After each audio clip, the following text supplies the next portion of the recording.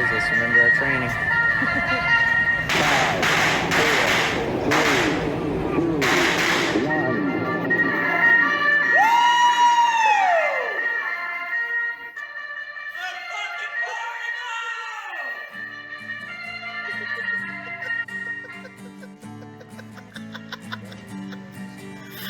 We are some hippies, these are my friends.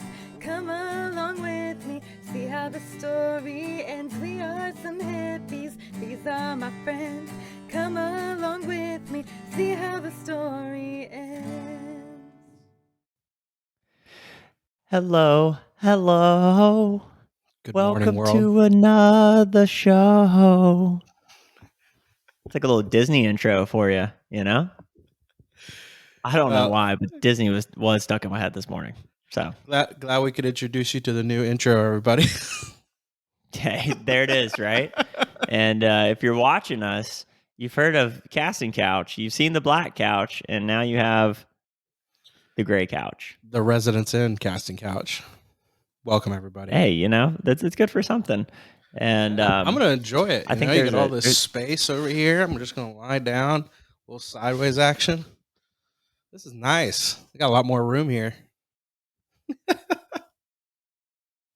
Down in Miami for the Miami Music Week. Can you hear me? Oh no. We're already getting hotel internet trouble. Yeah, I didn't hear anything that you said. Oh no. I've even paid for the good internet that the good old Marriott likes to provide. You upgraded the internet. You paid for the better internet. Still, like, big fuck you. This is unacceptable. I want my points. What what's your Marriott service like?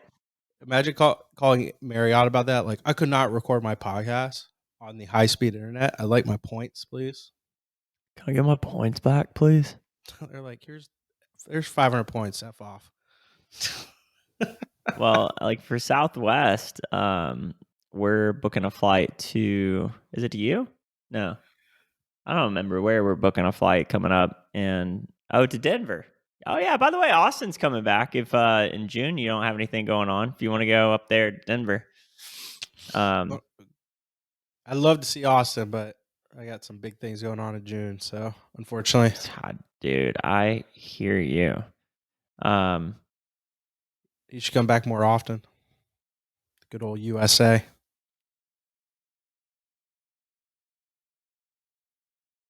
I'll tell you what, this internet sucks a dick. Let me go ahead and tell you that.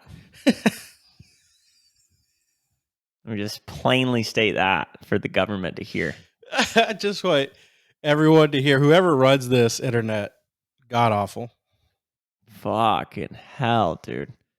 Hey, well, I mean, what's your service like on your phone? Well, the service was fine on my phone.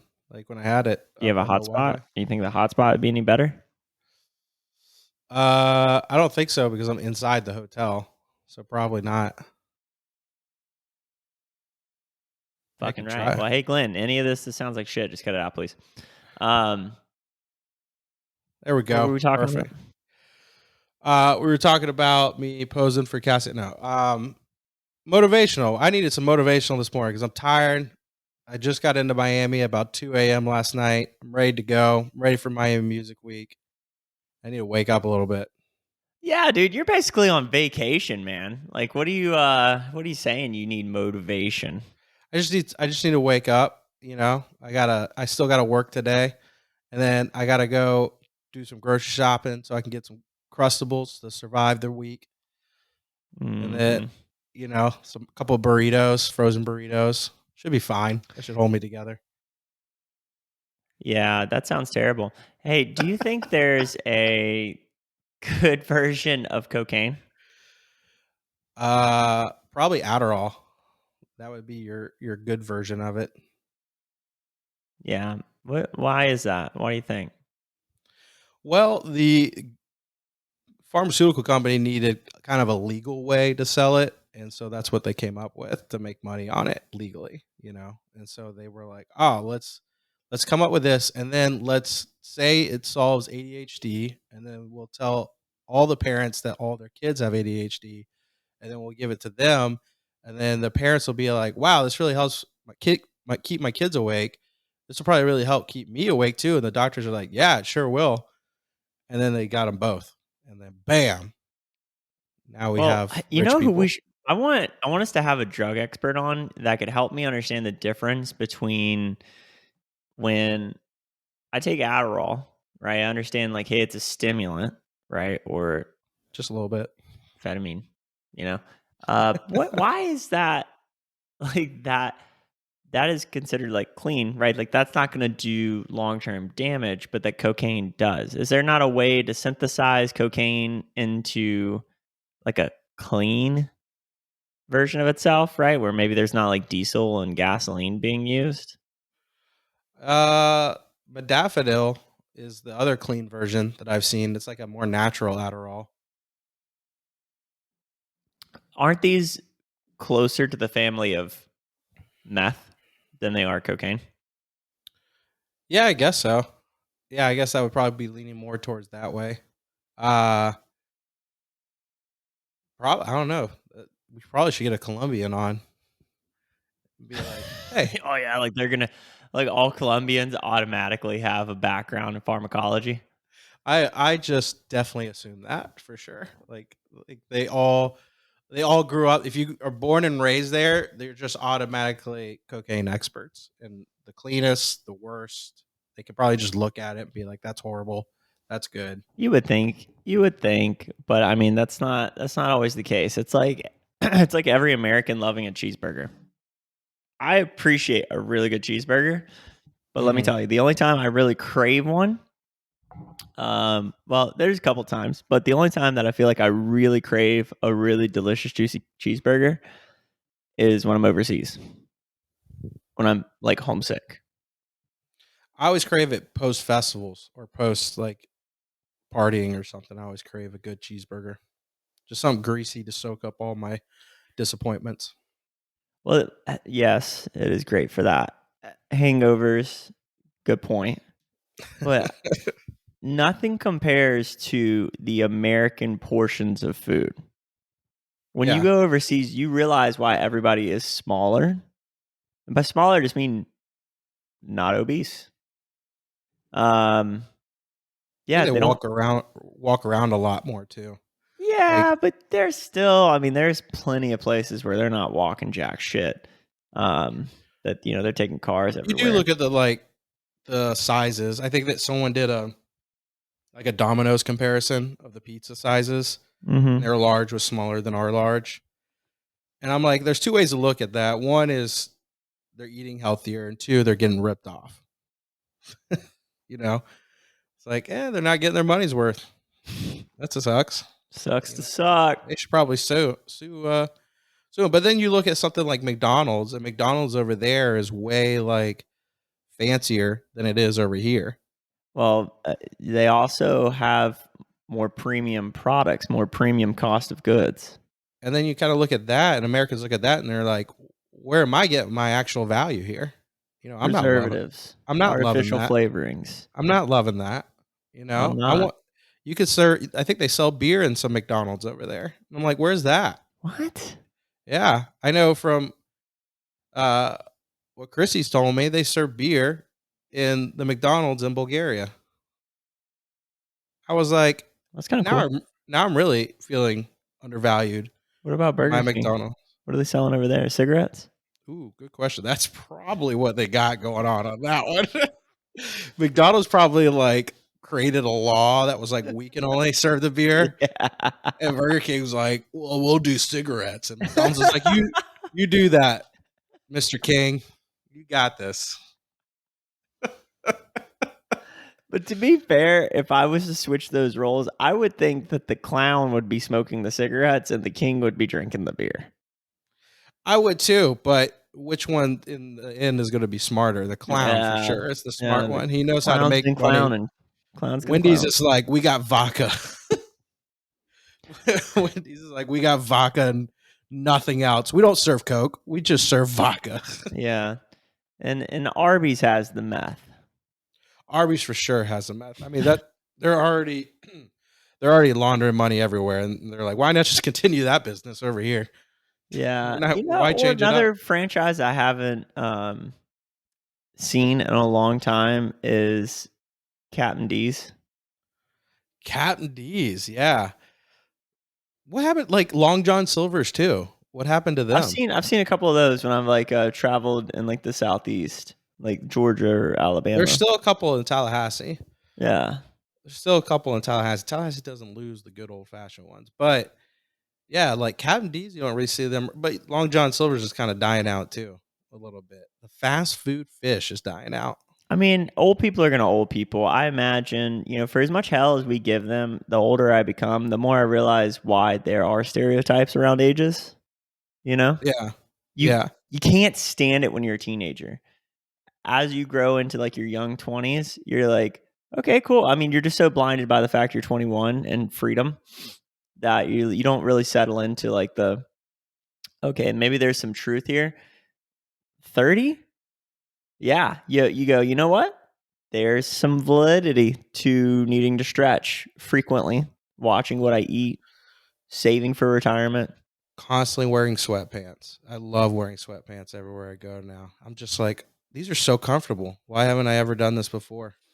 You know? Yeah. Yeah. I'm wearing sweatpants right now. Oh man, I should have had those on right now. I That'd be don't comfortable like because it yet. I'm freezing in here. Dude, You know um what? You know no, when it's a good time also to have a good burger? At the end of a trip. Like towards the end of a trip, and then you're like starving at the end of like an 8-hour sesh, and you're like, man, I could literally eat anything right now to end this. well, the portability factor alone adds so much value to the burger. Even if you really don't want one, you're like the convenience is nice.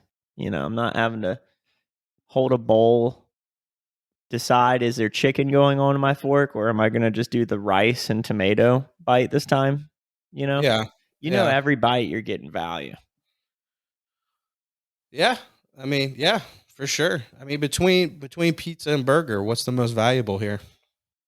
Pizza. Don't even try me. Yeah, you think so? Dude, oh, not even for a second. Are you serious? You think pizza is more valuable when it You comes to go just to like Music flavor? Week for fucking 4 hours and all of a sudden you forgot where you came from. I don't know, man. I'm like if I'm at the end of this music week and I'm like, what do I want to eat and crave to get like some energy back in my life? Burger's the way to go. You're at the end. You're At not the e- factoring in every night. Every night. What are you going for? if it's like 2 a.m. and I'm like, well, think about this though. Pizza, you're thinking pizza because it's easier to get at 1 a.m. than a burger. Like I can't find a good burger at 1 a.m. How many restaurants really open at that time? But I could find it through a pizza, but it's going to be like a Domino's or a Hungry Howie's. It's not going to be like Bro, compared to good categorically, listen, quality. I don't know if this is one what the listeners are tuning into for the great burger and pizza battle, but I'll be goddamned if you're going to categorically insult me and sit here and try and make an argument that burgers are better than pizza. I could definitely make that argument a lot of different ways. I You could can't. definitely make that argument. Going to McDonald's for a burger is like going to McDonald's or Hungry Howie's or Papa John's for a pizza, right? Because that's the fastest way to get it. So, how many other places serve a good quality burger over how many pizza places, like a good quality pizza places, are there? There's way more value in the burger and like finding a good quality burger and enjoying that because it's one, more people are going to pay for that, pay for a higher dollar value burger than they would for a higher dollar value pizza. Yeah. I see the point there. But, fuck you. Hey, how about that? Fuck you. How's that? Try that on. See how that feels? Yeah. Fuck you. That feels great. Yeah. Feels great. Sick. Great. This is so motivational. Yeah. Motivating. That's That's what this podcast is, folks. Hey, if you're feeling motivated, go get off your ass and get a sliced pizza. Go get that Arby's patty melt. Dude, you can't gun me down in the eyes and tell me that you've ever eaten Arby's and felt better for it. No, of course not. Of course, but is it delicious? Is that cheddar melt freaking Dude, delicious? Some only, roast beef. Only the first 3 bites. I don't know why. Based only like the first 3 bites. After that, let me know if I'm alone on this. I feel this is a thought I have never verbalized, but it just rings so true to my core. Only the first 3 bites of an Arby's sandwich are good. After that, I'm just doing it to finish out of obligation. Well, because you're losing the cheese. It's all in the cheese, that cheesy melt that's on the meat. After I don't even know. Maybe but the cheese will get cold. I don't know. But like the back half of an Arby's sandwich, I could eat definitely a couple of them. They're pretty good to me. oh, dude. I've literally never tried the rest of the menu though. That is the only thing I have ever had. I didn't know they have other things on the menu. Exactly, right? Do you know the rapper Pusha T, right? I think that's Pusha T. I think that's his name. Pusha P. Do you know he helped make the jingle for McDonald's? I'm loving it. And he helped make the jingle for Arby's. We have the meat. Mm-mm. And he just made a diss track against McDonald's for Arby's because he made the help make the I'm loving it for McDonald's. But McDonald's, he's like, yeah, I was young and they didn't really pay me anything for the I'm loving it. But he's getting 40% kickback on that every time we have the meat commercial plays. So he made a diss track against McDonald's for Arby's new commercial, I guess, or something. I was like, whoa, what an interesting twist. That's what I'm talking about, dude. You go out there and get your bread, bro. Get from Arby's, take it from anybody you can get it from. But then I was like, where is Arby's getting this money from to do this? You know? I mean, that is the thing. They do nationally syndicated commercials. So clearly there is some kind of washed money showing up in some kind of shell account in Costa Rica. It's definitely not like city people that are buying Arby's. You know, there's no one in like Tampa or New York that's like, you know what, I want to get myself some good Arby's. I guarantee you Panama City's keeping that afloat, though. I know their franchise is doing well. Got to be like Tallahassee, too. Like Georgia, probably Macon, Georgia. You know, yeah, have you heard of a chain of supermarkets called HEB? No. They're a thing here in Texas. That's like, I wouldn't dare insult them because they have such a cult following. Think of like a Winn-Dixie. Some of them are like Publix, and some of them are like Publix with like a portion of it being Whole Foods. Right? It sounds like a Winn-Dixie for sure. Like Winn-Dixie tries, but then they're like, crap, we can't afford to do that. Right. Well, yeah. I mean, I've been to like one that a portion of the store was kind of nice, but they have like such a cult following. So yesterday I'm in this predominantly Hispanic portion of town, or as I like to call it, Texas. And I was trying to find something that wasn't fucking great value, like brand, you know, like it was. I just felt so depressed in this store because they had nothing that was good for you. Nothing. So they don't have like a produce area? Yeah, but like even the produce, I didn't see one fucking sign of organic anything. And I thought about this. So this is coming back to like coming from like the Arby's, the, motivational whatever thing that we're on. Yeah. I thought it was like, okay, hey, with the mindset that I have now of wanting to better myself, wanting to make an impact on others, etc. If somehow I got in a fucked up situation and I was the general manager of this store, how could I turn things around? That's how my mentality at the beginning of my shopping experience was, because I saw like the general manager and just, you could tell just how time had worn down the grooves on this cog. I mean, this was once a man of free will, free spirit, and a free agent, and now just ground into nothing but of a powder, of a fleeting version of what once was. And by the end of my shopping Yeah. experience, my mind was made up.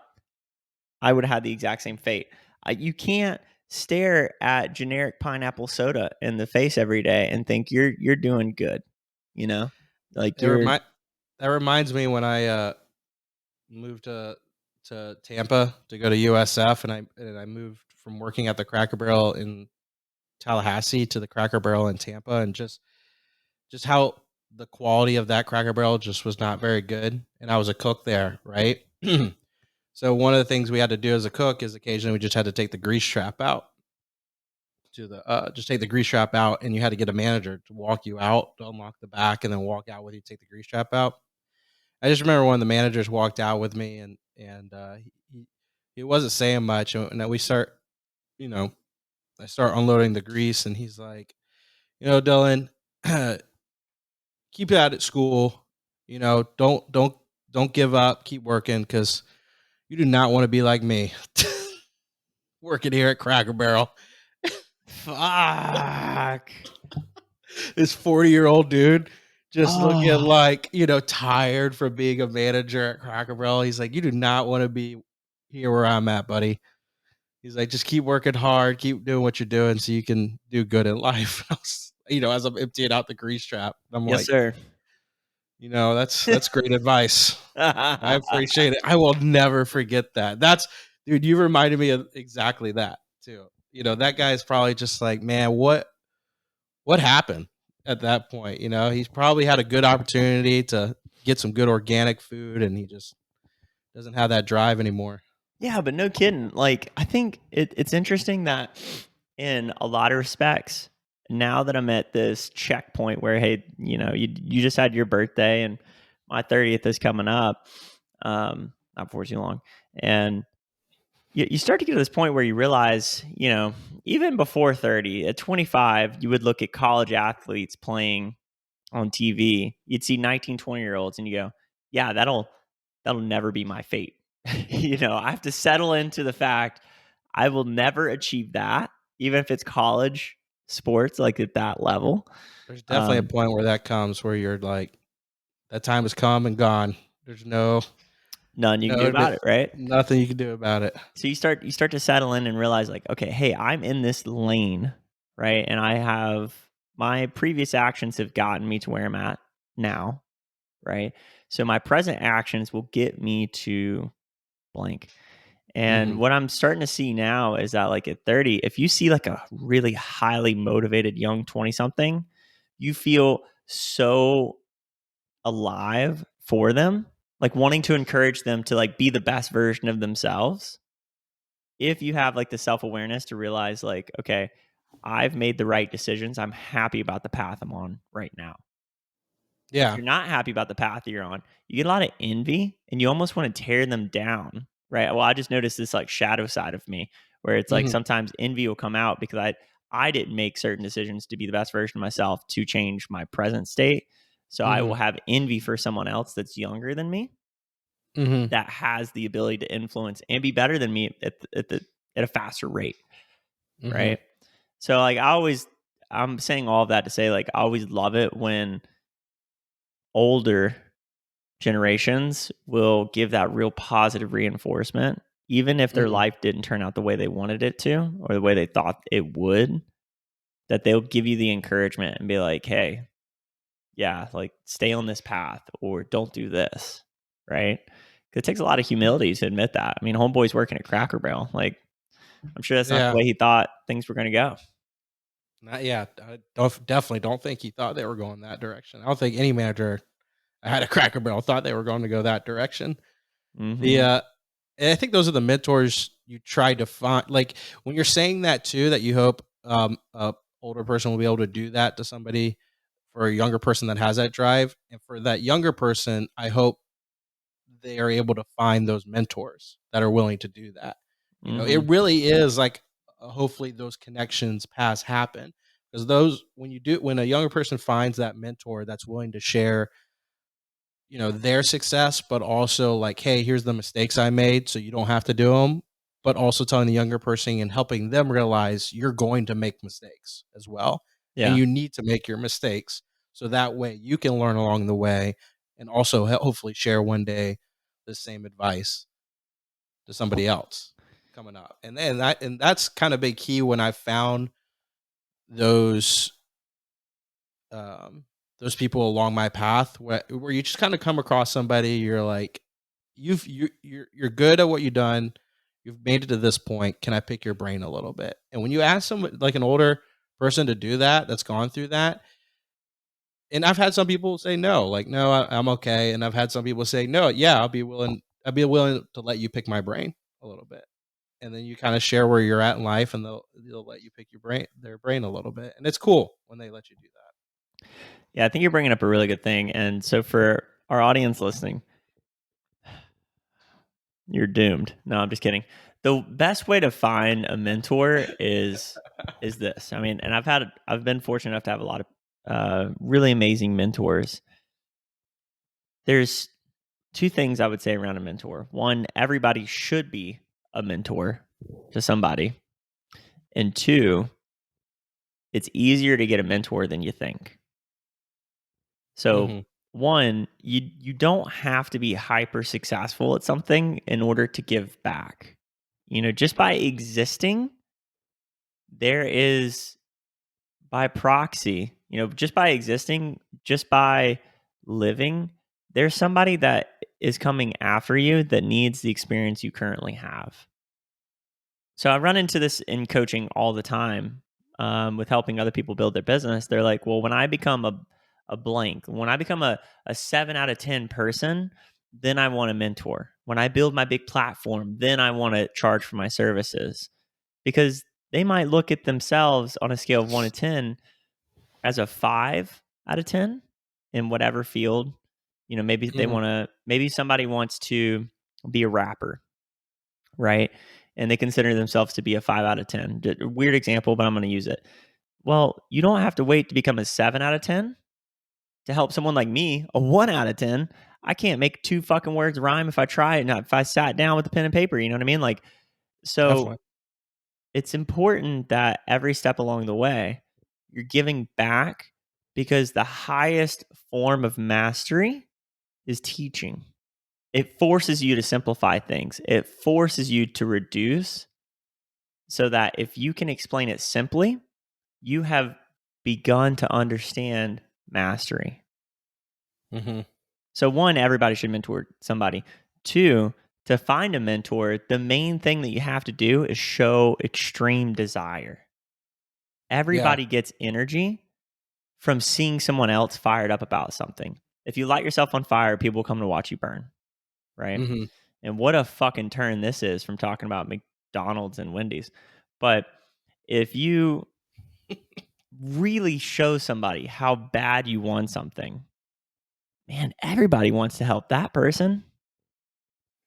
And when you do show it and you do have somebody that agrees to do that, show the utmost respect to that person. Show up on time. Show up early. Yeah. Show up dressed, ready to go. Pen and paper. Show that you're wanting to learn more than they're willing to teach, because they're going to see that and want to help you even more. And something I found too is that when you do show that, then they feel okay with then sharing their mentor sometimes with you Yeah. and taking you, hey, you've showed respect to me enough that, and I've kind of shared a lot of things with you. Let me introduce you to my mentor who's shared a lot with me. And when that introduction happens, their mentor is almost more excited to share with you than they were even to share with you, because now they're seeing it's almost like getting a referral. It's easier to make that connection with a referral than it is with a cold call, right? And so getting that, I've had that a few times where I've been introduced to the next level of the mentor, and then the next level of mentor, and then the people that like I was too nervous to go up and ask for the mentor, I ended up getting in as a mentor through introductions, which was Yeah. very interesting to me for that to happen. How do you say that? What was the last word you just said? I don't remember. Not to you. Did you say interesting? Interesting. It's very interesting to me that Interesting. somebody that I was, let's say too nervous to go and talk to or whatever because they are No, like, no, I'm tracking. I'm tracking. yeah, I was just yeah, wondering how you said interesting. interesting. I thought you said anyway. What Yeah, do you no, think I I had a said? very, very similar experience with getting my most influential mentor in my life to date. Um, Started out with another person that he mentored, that mentored me, and then you just kind of follow the stream upriver, You know, right? we And met. you're We met because I started with a mentor. So really, I had, yeah. So remember Jonathan Solomon? mm-hmm.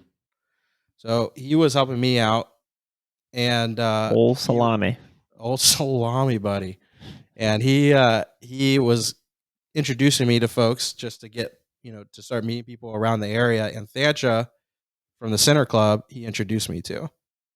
And so because he introduced me to Thancia, and then I started spending time with her and her group, and then she introduced me to you. So if I would have never asked this guy to mentor me, we probably would have never met. Well, yeah, I mean, I can say the same because if I never would have been mentored, I'd probably be in a ditch somewhere. So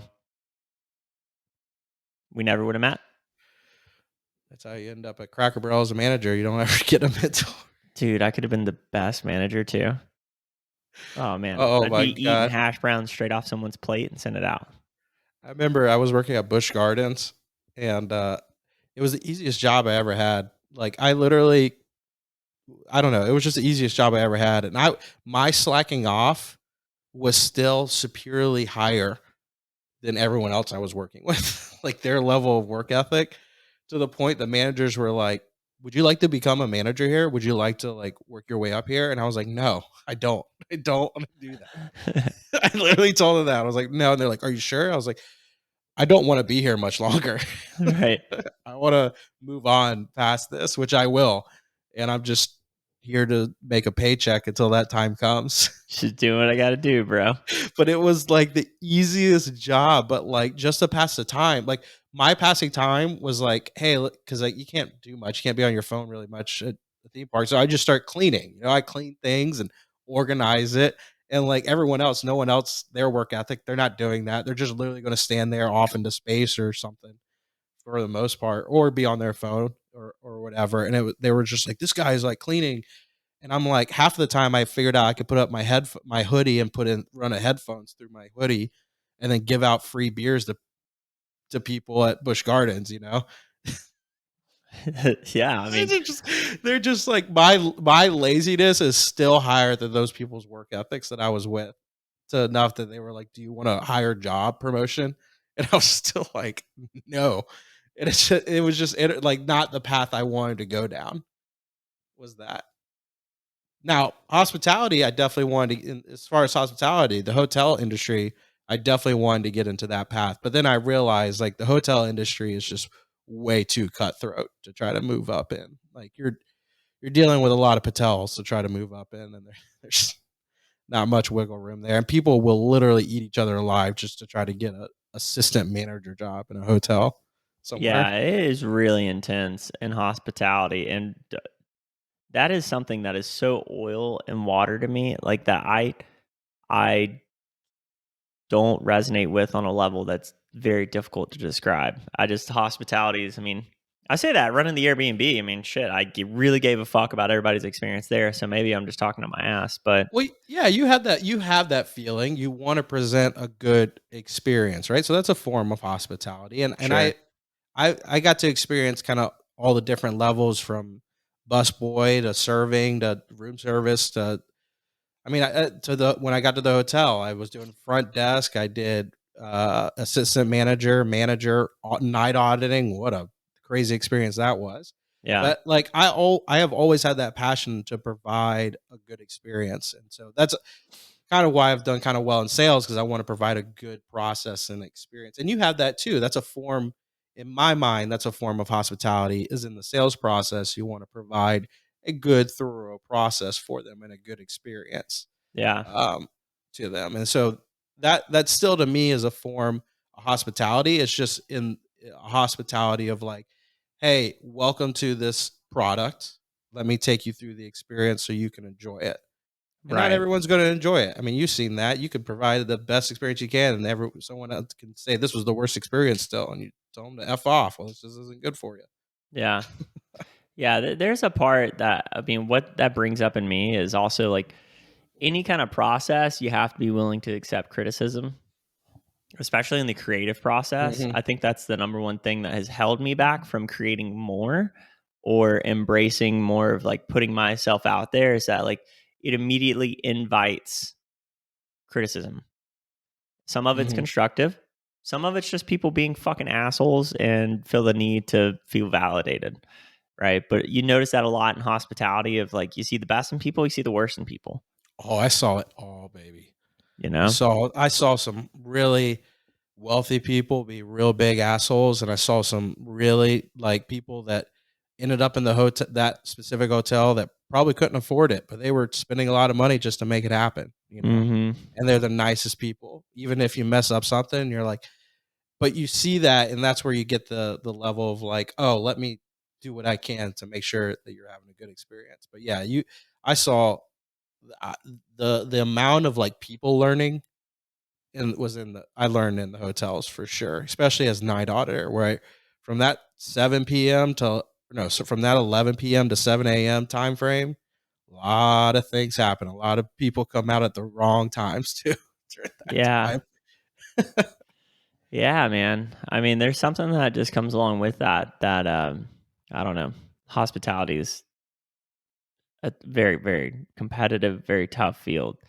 But hey, And rock that's on. why and that's why I love too when I do have those experiences, and like, because I've had almost every level of the hospitality experience, and you do come across a hospitality person that really is actually being an asshole to you, and then you just cut it right back to them, and they're like, oh, and like I could easily be like to manager to corporate, and I know how to fix this person, or get like, hey, you're not being a good hospitality person right now, Right. like you're being kind of a dickhead. Yeah. And then I know too as well when someone's having a really bad time, and they're like for example, right? I remember we went to Puerto Rico for a cruise, right? And we went to one of the restaurants there off the cruise, and we were with my family. My family was there, and I just remember uh, the server that we had was just like running around, and my family wasn't having a specifically good experience. It was just taking a long time to get food, and server was just way overwhelmed and things like that, and they were just upset. And they shared that, unfortunately, with the server. But I noticed the server, what was going on. He kept going up to the manager and asking, like, how do you do this? How do you do this? And then I come to realize, not only is he overwhelmed because the kitchen's not hurrying up, he is new, having to Mm-hmm. deal with a full night experience I don't think they were expecting. And so I picked up on these things along the way. Right. My family ends up leaving. My girlfriend and I stay, and we're just enjoying. We told the guy, take your time. We'll get to the food. The Right. food ends up coming. Great food. We had a great experience. I wish I could remember the restaurant. It was a good food. And then at the end, I go up to the guy and I was like, hey, man, I just want to let you know, I saw you were hustling and bustling. We had a great experience working with you. And I gave him, the food was, I tipped on the food, and then I gave him an additional $20 cash. And the dude just started breaking down crying Aw. in front of me, and he was just like, I am so sorry. It's literally my first or second day on the job, and he's like, hey, we just got overwhelmed tonight, and I just want to say thank you for just sharing that, and providing this to me. Like, this is going to go to my family tonight. And I was just like, if I hadn't have been in the hospitality industry like a lot of my family had, and I just noticed other people in the restaurant too were also pissed Mm-hmm. because these stupid Americans coming off of this cruise wanting that exceptional thing, Yeah. every time. If I hadn't have come up through the hospitality industry, I wouldn't have noticed that, Right. probably. Yeah. And so that's just things I go along in life now when I go and do that. That kind of accumulates too into my tip too. Like, hey, I know you're being an asshole. Or I know you're being lazy. Or hey, I know this is taking a while, but I can see you're working your ass off. Yeah. I'm still gonna tip you well because I know you're still doing the best that you can. If I can see you're doing the best that you possibly can, you're gonna get that tip. If I see that the restaurant's slow and you're being lazy, then no, I'm not gonna work that into it. Yeah. I mean that it's funny how like our experiences shade our reality, right? Because I have a very similar thing where I was raised in the service industry, but if I feel like, if I get to a restaurant and I'm not greeted within like 5 minutes, then yeah, like that's not cool, And then if there's a balance, sure, between checking in too much and not enough, but I'd much rather have a server come up too much and pick up on my nonverbals of like, Hmm. hey, stop, or, you know, um, so on, versus a server not checking in enough and still expecting a tip. Like I'm always gonna tip, Yeah. right? It's party, I get it. They're serving my food, but the difference between a 15% tip and a 30% tip is someone giving a fuck.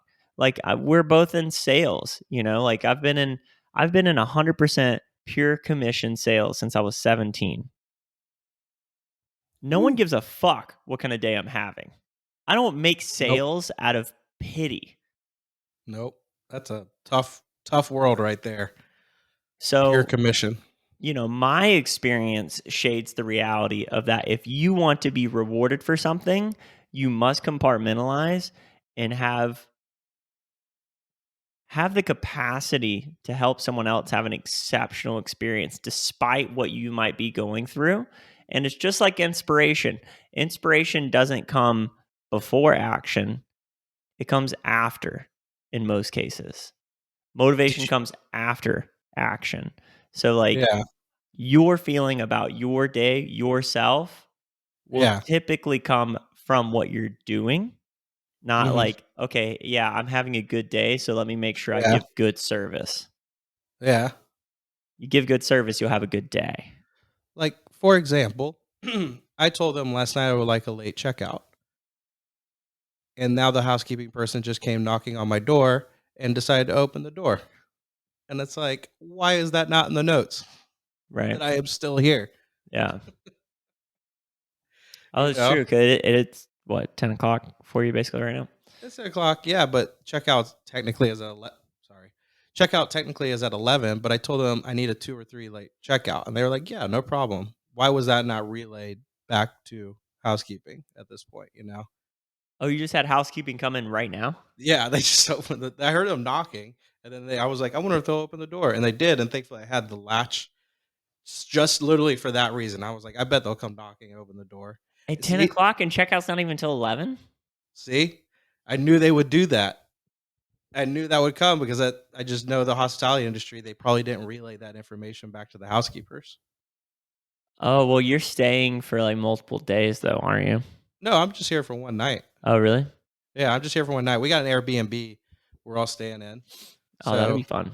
yeah, it's a nice Airbnb. Whole house. We got to ourselves. I brought the speakers down with me. Yeah, it's gonna be a good time. It'll be like it's about a 20-minute drive from all the places we're gonna be going to. Got I'm like eight wondering, kids. so we need to seriously get behind, um I sent you a What? calendar invite, by the way, to buy the Burning Man tickets. Um Yeah, I need to do that. Yeah, I'm partying with Tyler Panzer, by the way. Dr. Pans. Dr. Dr. Panzer. Pans. Yeah, he made a whole bunch of ready packs, supplement packs, so we get no Of course he hangovers. did. Of course he did. We got pre-pack, post-pack, ready to go. During pack. During pack, for real though. I was like, perfect. Yeah. Love it. Yeah. Give me all the vitamins. Um is he interested in coming with us to Burning Man? Was that a thing? Probably. We'll Yeah. figure that out later. Where I was going with that is, after selling the house in Tampa, I'm trying to figure out what my next investment's going to be. If I want to do like an Airbnb kind of thing. Hmm. Because when my friends came here and we did the bachelor party, the house, I looked up the lot. It sold for like $890 a year or two ago, but they either built or there was two houses on it. There was already two houses on it. It wasn't a new construction, Mm-hmm. and I think we paid them. I paid 350, and there was 16 of us, or like 14. Mm-hmm.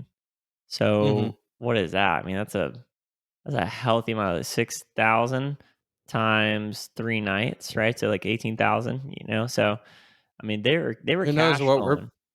Who knows what we're paying for this whole house here in Miami for Miami Music Week? We had one. We had a house, and I think they got it for $200 a night during Miami Music Week, and then Hmm. the host ended up canceling the reservation Mm, because they realized I think the host messed up on like what was going to be going down this week, and then they yeah. canceled it on us, which I think is BS. I think that's BS that they could cancel the reservation like that. Well, I it get it, depends on their but cancellation policy, by the way, because they do have a policy where if you cancel on your guest, the Airbnb will block off the dates so that you cannot rebook it. yeah, So maybe that's what happened. I know we booked a new place. It wasn't after no, that. I mean here's the deal. I was a super host, like from the first moment I was eligible for it, all the way through having that Airbnb. Every time, it I took that shit too seriously, maybe, um, because I wanted to stay booked. Yeah, yeah. But a lot of people aren't that way, and if there's a really really high demand, you can kind of finagle it. So it is what it is. But yeah, I wanted to do that I a mean, couple times. Believe me. you were pretty much always booked though, right? Yeah, I yeah. mean, I had anytime I like a came over to record, you always had someone there. It seemed yeah. like I think I had like a 75% occupancy rate, maybe 80%. there's people that are doing that just full time, and then they got multiple homes, and I think they do that almost in the fact that like whoever's doing that, they're doing that because they're also buying property, and they just have the property value already, and they're like, all right, if I buy this now, it's going to keep going up. Why not just also Well, Airbnb it? It's like us when we were talking about RVs last week. It's like, hey, let's get the RV and enjoy it for the experience, and then when you're not using it, just rent it out, right? It's the same thing with yeah, Airbnb. Hey, I'm buying this for the property value.